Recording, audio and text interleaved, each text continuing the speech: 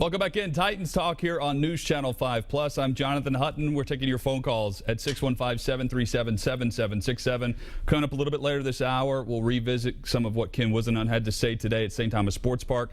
Plus, you'll hear from Kendall Wright, Harry Douglas, and much more. But we go to the phones, as promised, and we start with Ken. And, Ken, you've been calling each week. I appreciate that. And I want to start by saying that I'm probably going to agree with you on the play calling this week. Jonathan. Yes. Man, you've been busier than a one-arm paper hanger lately, haven't you? I guess. You must be keeping up with me more than I keep up with myself there. I hear you. Listen, I gotta tell you something. That's all right. About the Titans. Out on the West End, they said there was a brand new Mercedes parked out there. Had two Titans season tickets laying on the dash. Somebody came up and busted the windshield out and left 4 more season tickets. They gave them away? Yeah. Anyway, they're getting close. That's they are? That's what they keep saying. They're getting close. And they're doing well and looking good. So anyway, that's all the comment I got. Okay. I just hope they do better. That's all. Oh, we all do. And Ken, thank you for the phone call. Look, it makes everybody's job easier when the team is winning. That starts from, I'm not just talking about the team, the players, but media, fans. Everybody's more involved and more invested whenever the team is winning. But I completely understand the frustration right now from fans that want to see wins in a team that's 1-6 and continues to show just frustration with the offensive line right now. And I was going back to a comment, I think it was 2 weeks ago, that Ken called in and questioned me on defending the play calling. And at the time, I thought the play calling with Mariota had been pretty good with Wisenhunt. But yesterday, I think it's fair to question some of the protection issues that were going on up front against the Texans and their defensive line.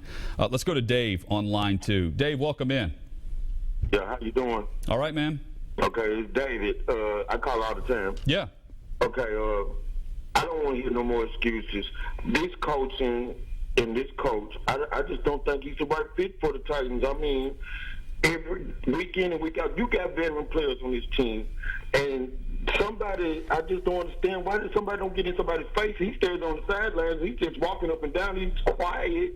We need somebody who's going to motivate these players. Thank you. All right. Thank you, Dave. 615-737-7767. We go to Tony on line 3. Hey, Tony. Hey, how you doing? All right, man. I know you probably won't hear it, but I'm a Raiders fan, but my 2 friends love the Titans, and I support the Titans. Raiders are doing okay right now with Jack Del Rio. Yeah, yes, sir. Yes, we are. But I will say this, though. You got to get stronger on the coach, and we got to do better choices. Yes, sir. But I will say this, the old curse, it's a Steve McNair curse. They say if you don't do right by me, you never win another playoff or not. I'm just thinking new coach, new quarterback. I want to see something better with our hometown team. Thank you for the call. 615-737-7767. Everyone wants to see a better product on the field right now.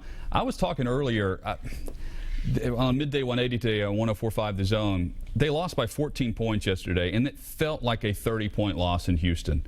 They lost 20-6, and it felt like it was 40-6. Just the way that locker room felt yesterday post-game at NRG Stadium. The offense never got into a rhythm. Even when they were in good field position, they squandered that with either penalties on, for instance, Byron Bell with a personal foul, or just going backwards with the offense. Defensively, I think they have improved week to week. I think they're doing a good job on the defensive side. They're doing enough to win games. They've held Atlanta to 10 points. Yesterday held Houston's offense to 20.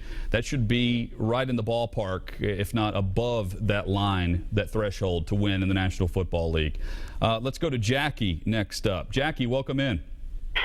Hello. Yes, I just wanted to make a comment. The Titans want to win. I mean, we all want them to win, and you know, they do too. But I just want to say that the The line needs to protect the quarterback. I mean, other teams I watch the rest of the day, and different teams games I've watched. I mean, that's one thing they do. They protect their quarterback, and unless they protect the quarterback cannot throw the ball and make the run, make the play. They've just got to do that no matter what.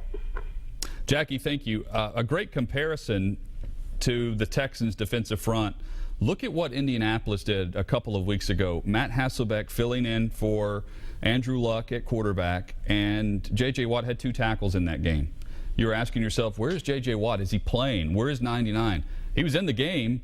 They just did a nice job up front of finding him in what the Houston Texans were trying to do and addressing where he was on the defensive front, and they played to the opposite side. Yesterday, the Texans did a fabulous job of getting one-on-one matchups, and they had help with Jared Crick. They had Whitney Merciless, who had a career day.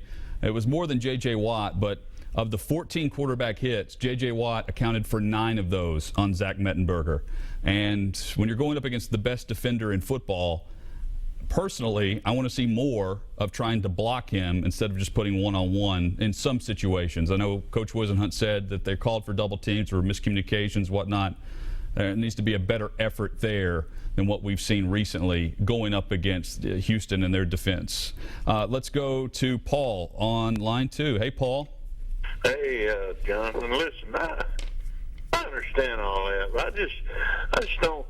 I mean, you can't put Jeremiah Patasi, a rookie, on J.J. Watt and expect him to produce like he should produce. But yeah. Going back to what the other caller was saying about Wisenhunt, I think he should chew people out when they're coming across the line. I'm an Alabama fan. I go back to Bear Bryant days, and they just demand excellence down there.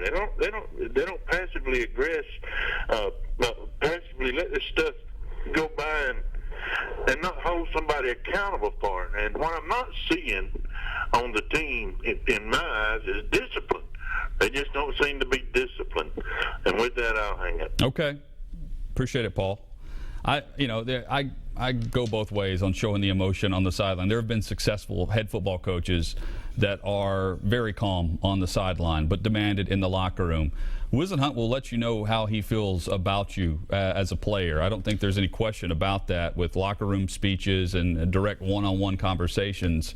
I think players respect coaches that don't get in their face and I wouldn't say embarrass them on TV, but handle it the right way. There are ways to go about things on the sideline without some of the antics that we've seen. I would go further. Will Muschamp was absolutely embarrassing for Florida on the sideline. He would get in players' faces, scream and yell. I'm not sure that did a whole lot for his Gators football team there in the swamp in some situations. So I'm kind of in between on showing the emotion on the sideline. Robert is next up. Hey, Robert. Hey, Jonathan, how are you? Hey, great, man. Okay, this is how I kind of broke this down for this season. Mariota is not, like you just said a little while ago, the franchise quarterback of this Titans football team. Messenberger is. Now, you know yourself, coming out of spring training, Yep. decided that first week not to show up to the meeting on Monday because he already felt in his heart, they're bringing this kid out of college, and I don't care how much they're paying him. I'm 100 times better than this man, all right? So the kid comes out and he plays a couple of games. Whitby, nothing. We're still 1-6. Messenberger comes in and says, you know what, I don't care about this team, and I'm not going to give 100%. I want to be traded. Andrew Luck's future doesn't look very good. And why? And Indianapolis should be looking at buying Messenberger right now at this moment. And you guys, you broadcasters, you wonderful men in suits, stop calling Thank you. Mariota. You know what I'm saying? Stop calling him the franchise quarterback of the future and get Messenberger and ask him, how do you feel about being on this team? And let's see if he speaks some truth and says, I want out of here. Thank you, sir. All right, thank you, Robert. First of all, his name's Mariota and Mettenberger, not Messlenberger or whatever you're saying. And thanks for liking the suit, although, I wish I had enough suits to go around here doing this job. Look, I didn't hear that same report you're talking about with Mettenberger missing the meeting back in the spring after they drafted Mariota. In fact, I heard he was there early the next day. I think Mettenberger has handled it perfectly, by the way, when getting demoted after 6 games last year to finish the season, Mariota getting drafted. I think Zach has handled it fairly well, all things considered. And although there were the reports early on that he had asked for a trade, he denied that. The team denied that. And I think since then, again, he said all the right things, and he wasn't tanking it yesterday. He had absolutely no time to do anything with the football, with what Houston was doing up front and the way his blocking was in front of him. 615-737-7767, our number. More of your phone calls coming up. Plus, we'll go back to St. Thomas Sports Park, hear from Ken Wisenhunt Part 2 here on Titans Talk.